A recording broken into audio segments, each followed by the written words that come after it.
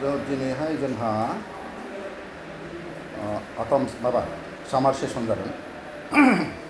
बे सामार सेसनाव जोङो फार्स्ट आवार 1 घन्टा जोंहा कुइसन नांगौ थायो। बे प्रथम फार्स्ट आवाराव 1 घन्टायाव आङो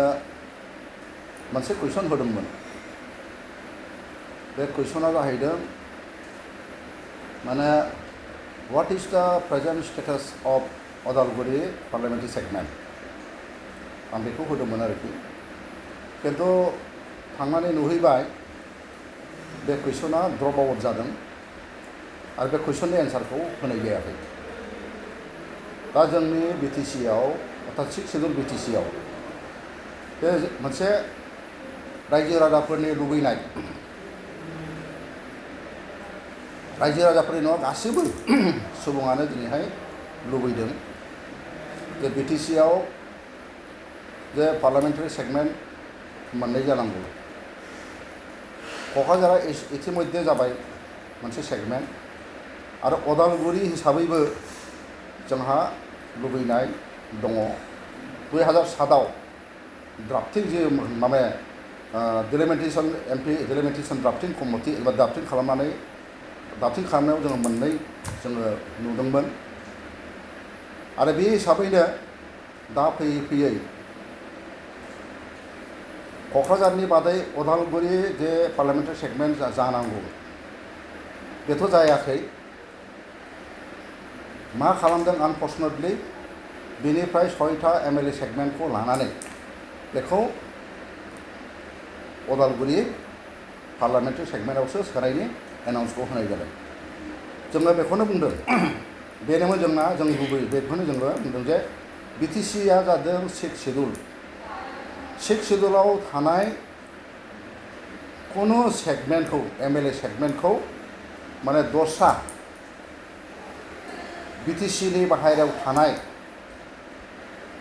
आसामनि सेगमेंटजों बेखौ खालायनाङा, खालामनो मोना, खालामनो हाया। खिन्थु दिनैहाय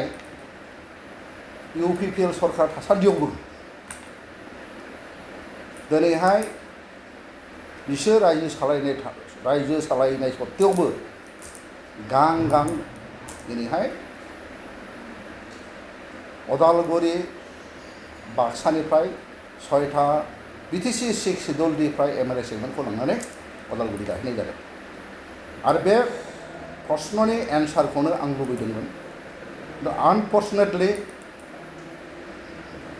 दिनैनि हाउसआव बिथांमोनहा बे प्रश्ननि एन्सारखौ होआखै। बेखायनो जोङो दुखु मोननानै बुंदों, जोङो खुद्रिनानै बुंदों एसेम्ब्लियाव दिनैनि दिनावहाय BTC आव सावरायनांसिगौ एजेन्डा, गोनांसिन एजेन्डा होनोब्ला बे जोंनि डिलिमिटेशननि खोथा। स्टेट डिलिमिटेशन एसेम्ब्लि माबा सेगमेंट आरो पार्लियामेंटारि सेगमेंट बिनि सायावनो जोंहा सावरायनांगौआ अत्यन्त प्रयोजन। दिनैहाय गोबां संगठन, गोबां मानसिफ्रा कमेन्ट होदों, बुंदों, धरना होदों जे जोंहा BTC 6 शेड्यूलनि सिङावनो मोननै सेगमेंट जानांगौ। खिन्थु दुखुनांथाव साननांगौ बाथ्राया मा, नै दाखालिसो BTC आव UPPL आ गावसोरनि दारै MLA समष्टिया 15टा जाबाय आरो बिदिनो MP समष्टिनि खोथाबो बुंबाय। दाउ अमा सिथारलायनानै रंजालायनानै बमा गावलायनाय जाहैबाय। दिनैहाय जोङो प्रश्न खालामगोन अदालगुरि पार्लियामेंटारि सेगमेंटनिफ्राय अदालगुरिनिफ्राय जोंनि BTC नि बे 6टा एसेम्ब्लि सेगमेंटखौ लांनायाव मोनसे आखाइ दं नामा? नोंसोर थासान्दियाव मानो बेबायदि जाखो? दिनैहाय BTC 6 शेड्यूलनि मोनफा मोनफा बे MLA सेगमेंटखौ जुदि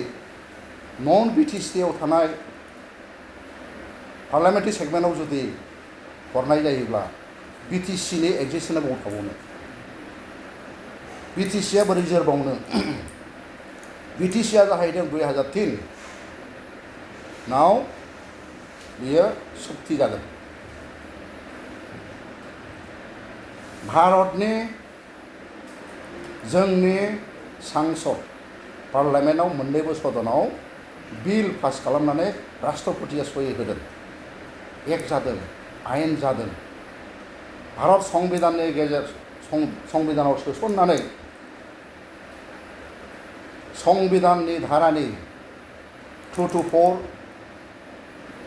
आरो 275 आर्टिकेलाव 6 शेड्युल हिसाबै BTCखौ गठन खालामनाय जादों स्पष्ट लिरनाय दङ बेवहाय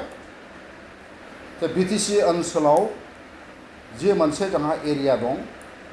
बे एरिया हिसाबैनो जोंहा थानांगौ MLA सेगमेन्ट हिसाबै MLA सेगमेन्ट हिसाबै थानांगौ आरो MP जुदि सेगमेन्ट मोननै जुदि जादोंब्ला बे मोननै जानांगौ आरो कुनु दिन जोंनि BTC 6 शेड्युलनि स्पिरिट बायदियै बे MLA सेगमेन्टखौ दस्रा पार्लियामेन्ट सेगमेन्टआव हरनायनि रावहाबो मोन्थाय गैया आरो बेखौ हाया खिन्थु दिनैहाय पलिटिकेल कनस्पिरेसि खालामनानै बेखौ दिनैहाय हरनो नागिरदों बिदिब्ला BTCआ सानसे थाबावनो पार्लियामेन्टारि सेगमेन्टनि थाखाय जोंनि उदालगुरि डिस्ट्रिक्टनि सिङावनो 6था MLA सेगमेन्टखौ जुदि हरनाय जायोब्ला बे मा मिन्स खालामदों बियो डिप्राइभ जागोन ना जाया अथन्त डिप्राइभ जागोन जों बन्सित जागोन BTCनि सिङाव थानाय 6था MLA सेगमेन्टआ दिनैहाय बाहेरायाव थांनानै बे BTC बासिया मा बेनिफिट जागोन बेनिखायनो जोङो दुखु मोनदों खुद्रिदों आरो बे हिसाबै जोङो मा खालामदों बे एसेम्ब्लिखौ जोङो बयकाट अर्थात मा खालामदों जोङो एसेम्ब्लिखौ बाहागो लायाबानो जों आउटआव फैदों बाहेरायाव फैदों बे खारन आरो जुदि जोङो नायोब्ला दहाय बुंदों आङो 2003 आव जितु BTC सुक्ति जादों बेखौबो एसे जोंना मिथिनाया मोजां BTC सुक्ति जानायनि उनाव 275 आर्टिकेलाव फैनायनि उनावहाय बे 6 शेड्युलाव जोंनो माखासे क्षमता होनाय जादों जोंनो डिपार्टमेन्ट होनाय जादों जोंनो 40 साबजेक्ट अर्थात 40टा डिपार्टमेन्ट जोंनो होनाय जादों आरो बे डिपार्टमेन्टनि सायाव जों आयेन बानायनो हायो दहाय बुंदों additional power of Bodoland autonomous council to make laws होनदों आरोखि जोङो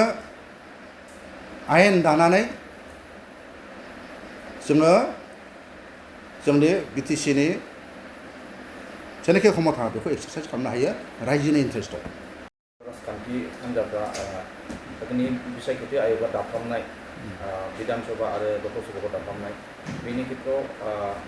लकसभाखौ उदालगुरि नामै बानायनांगौ आरो लोगोसे बिधान सभाखौ खेत्रआव ST रिजार्भेसनखौ बारायनांगौ होननानै सावरायनानै मोनसे मेम'रेन्डाम मोनदों दा नोंथांमोना बिनि सायाव माबायदि सानदों जोंना स्पष्ट खोथा दिस इज 6 शेड्युल under the माने आर्टिकेल 275 बे BTC 6 शेड्युल हिसाबै जिखिनि जों 15था मोनदों आरो BTC 6 शेड्युलनि स्पिरिट हिसाबैनो जोंना रिजार्भेसनाव जानांगौ एसेम्ब्लि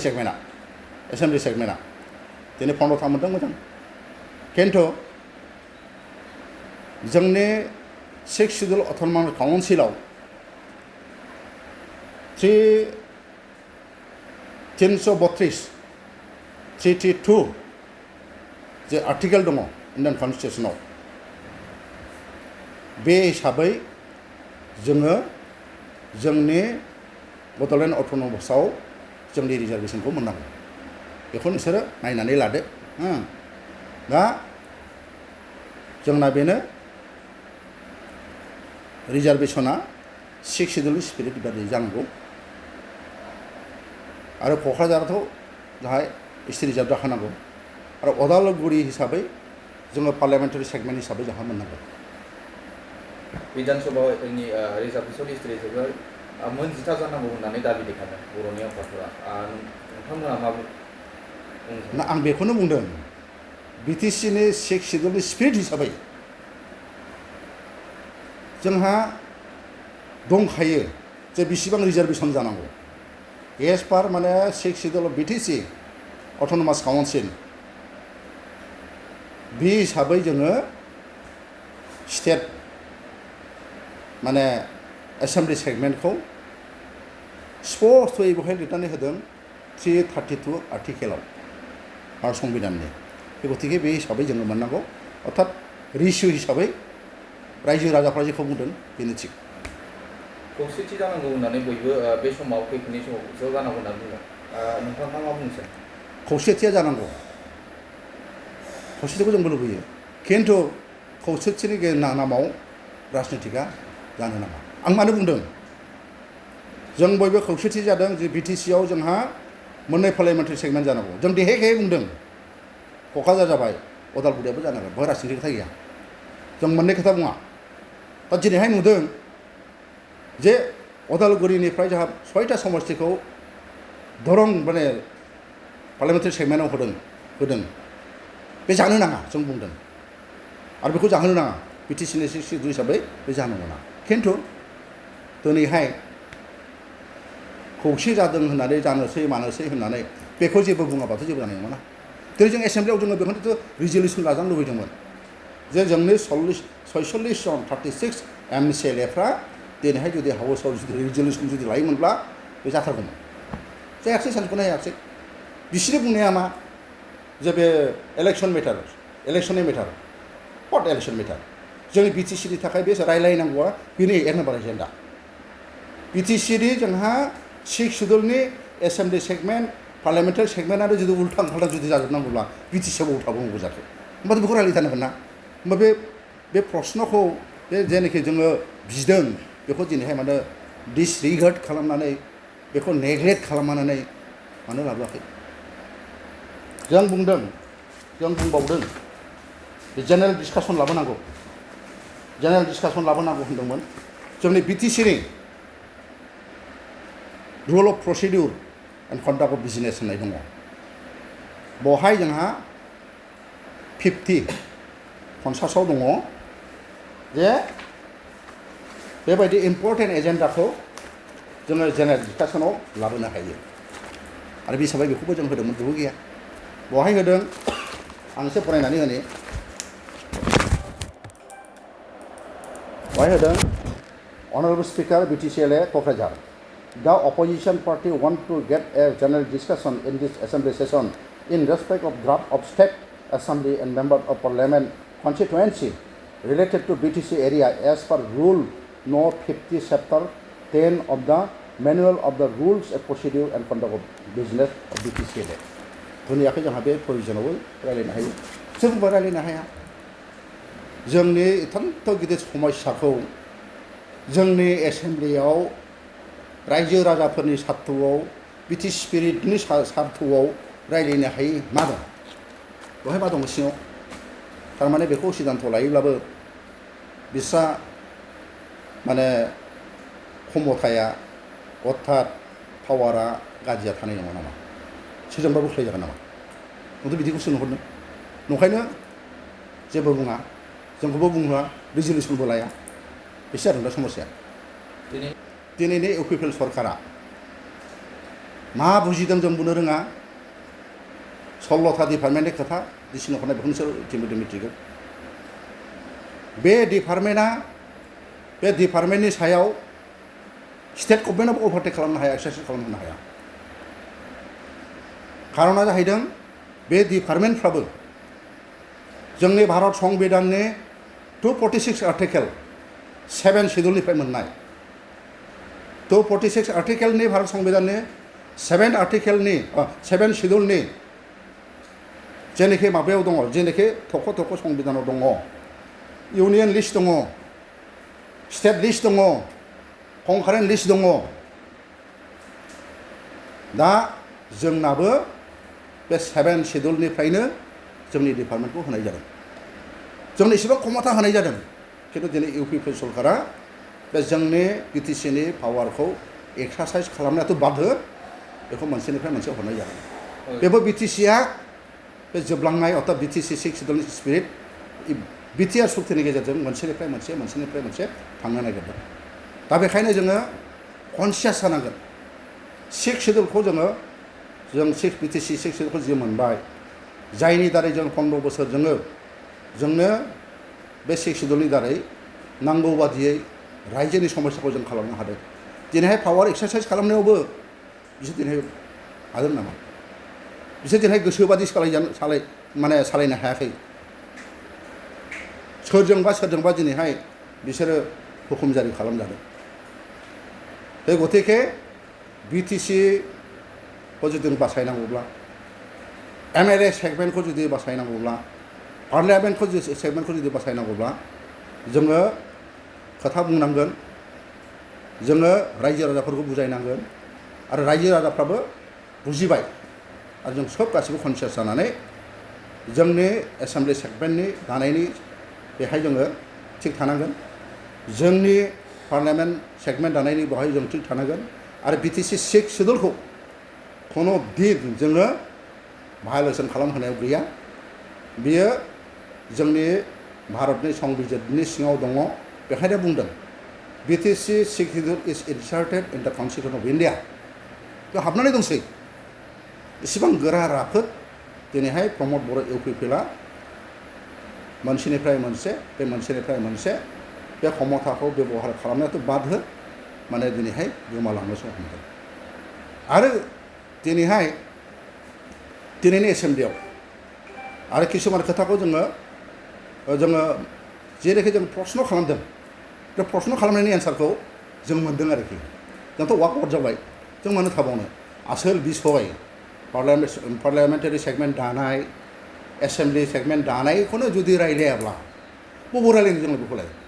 बिटिसि एसेम्बलिया जों लुबैदोंमोन बिटिसि एसेम्बलियाव दिनैहाय रिजलिउसन लानांगौ बिटिसिआव एसेम्बलियाव रिजलिउसन लानानै अदालगुरि हिसाबै मोनसे पार्लियामेन्टारि सेगमेन्ट दानानै बेखौ चिफ इलेक्सन कमिसननो हरनांगौ होननानै जोङो दाबि खालामदोंमोन दाबि खालामनायनि थाखायनो प्रश्नबो होदोंमोन खिन्थु बिथांमोनहा जोंखौ दिनैहाय बे सुजुगखौ होआखै आरो बे जोंनि थाखाय खथि जागोन हायोमोन बिटिसि एसेम्बलियाव 40टा जोंहा प्रतिनिधि दङ नमिनेटआ बेसेबां दङ 6टा नाम्बार 46 MCLA जुदि दिनैनि हाउसआव दिनैहाय जुदि रिजलिउसन जुदि लानानै प्रमद बर' नेतृत्वआव बेखौ जुदि जोङो रिजलिउसन पास खालामनानै हरोब्ला जायैयानो खोथा गैया दिनै बिथांमोनहा बेखौ खालामहोयैनि खारनाव मा दङ जोंहा बे मोनसे प्रश्न जानानै थाबाय सोंनाय जानानै थाबाय बे गतिके जोंना बेनो दिनैहाय जों बेखौनो सिद्धान्त लादों जे खुनु दिन माने जोङो बे एजेन्डाखौ जुदि रायलायहोआब्ला डिसकासन गैयाब्ला जों सोंनायनि बा डिसकासननि जुदि जेबो स्कप होआब्ला बे एसेम्बलियाव थानो लाब गैया बेखायनो जों अर्डार जादों आरोबाव मोनसे बेवहाय दं जे बेवहाय होननाय जादों स्पष्ट भाबै बेवहाय होननाय जादों जे सोंनाय जादोंमोन जे आसाम सरकारनि दारै सुफुंनाय Assam direct recruitment 2022-23 4th grade 3rd grade आनजादाव उथ्रिसारनाय बिजाथिफोरखौ बिटिसि ओनसोलाव बबे बिफानाव साबेसे थिसननाय जाखो बिनि डाटाखौ मोननांगौ बुंथिगिरि बिथांनि गेजेरजों मिथिहोहरनाय जाबाय बे सोंनाय जादोंमोन किन्तु एन्सारा मा जाहैबाय अनारेबल CMनि एन्सार आइसिना पार्सनेल बिटिसि रिप्लाइआ जाहैबाय निल मा जादों बे मा फोरमायदों होनो हायाखै बिटिसि 6 शेड्युलाव 4th ग्रेड 3rd ग्रेडखौ साख्रि होनायनि क्षमताखौ जोंनो होदों 15 बोसोराव जों बिदि होबोदों दिनैहाय ना बर्डआनो दादों ना दिनैहाय साख्रिखौनो होनो हादों कमन रिक्रुटमेन्टआव थांजोब्बाय बबे साख्रि होबावनो रेकर्ड गैया जाहैबाय रेकर्ड गैया निल होबाय बे रेकर्डआ बिटिसि सेक्रेटारिनि होनाय रेकर्ड बिसोर जेखि बुङा सोरबा बुंदों ओरैबायदि होदों इसिबां श' होदों इसिबां हाजार होदों बे बेस्लास बे जाहैदों बिटिसि सेक्रेटारिनिफ्राय सोंनायनि उनाव रिजाल्ट निल थारमाने होआखै गैया होमबा मा जानो नागिरदों बिटिसिआव मा जानो नागिरदों माने गासिबो गैया जानो नागिरदों दा जोंना बेनो जे बिटिसिखौ जों जेरैबाबो जों धंस' खालामहोनायाव गैया बिटिसिनि समस्थिखौ जों अलट जाहोनायाव गैया जोङो पार्लामेन्ट सेगमेन्टखौ जोङो जेरावबो मोननांगोन उइदिन बिटिसि आरो बे बिटिसि सिङाव थानाय एसेम्बलि सेगमेन्टखौ जोङो बेलेगाव हरनाय नङा स्पेसियेलि अदालगुरिया जोंहा मोनसे पार्लामेन्टारि सेगमेन्ट जानांगौ जोंनियाव दा 22 लाख भटार जाबाय बिटिसिआव मोननै रानोब्ला 9 लाख आरामसे मोननै मा जायो पार्लामेन्टारि सेगमेन्ट जायो बेलेग स्टेटआवथ' 7 लाखजों जादों जोंनाव 9 लाखजों मानो जाया जानायनि खोथाखौथ' बाद हो खालामनायनि खोथाखौ जोंनिखौ हरबावनोसो नागिरो बेथ' आनफरचुनेट नङा होमबा जों बिटिसि बासिनि थाखाय बे आनफरचुनेट बे गतिके दिनै जोङो बेखायनो जोङो बुंदों आरो जोङो बेखौ जोङो स्टेन्ड लाबाय थागोन जेसेबां दिन जाया जोंनि बे होख्रावनाया जाबाय थागोन जोंनिया धरनाया जाबाय थागोन जोंनि हाग्रामा महिलारि सारा स्टेन्ड लानानै बुंबाय थादों जोंहा अदालगुरि पार्लामेन्ट सेगमेन्टआ जानांगौ आरो हे गतिके जोंबो जोंनि सारनि बुंनाय बा बोथिन बादियै जोङो जोंनि माने अदालगुरि जेरैखि पार्लामेन्टारि सेगमेन्ट बेखौ बोरै खालामनांगौ बोरै खालामब्ला मोनगोन बिनि थाखाय जोङो दा खामानि मावलांबाय थागोन 30 बोसोरनिफ्रायनो देहायारि जोथोननि बिथिङाव बुहुमनि बयजोंबो फोथायजानाय लोगोसे साबसिन आरो रावजोंबो रुजुजायै गोरोन्थि गैयै फिथाइनि रादाय होग्रा एप'ल' डायग्नोस्टिक्सआ नोंथांमोननि साखाथियाव सौफैबाय बे एप'ल' डायग्नोस्टिक्स सेन्टाराव थैजों सोमोन्दो थानाय गासिबो बेराम कोविड-19 बेराम खि हासुदै आरो गुबुन गुबुन बेरामनि आनजाद खालामनाय जायो नोंथांमोनहाबो आनजाद खालामफैजानो हागोन थंआ जाबाय क'क्राझार टाउननि मालदां बाजारनि साखाथियाव थानाय रिलायन्स पेट्रल पाम्पनि उल्टाथिं रोखायै मिथिनो थाखाय नोंथांमोनहा 60015171003 नाम्बाराव सुलु लानो हागोन एप'ल' डायग्नोस्टिक्स सेन्टार क'क्राझार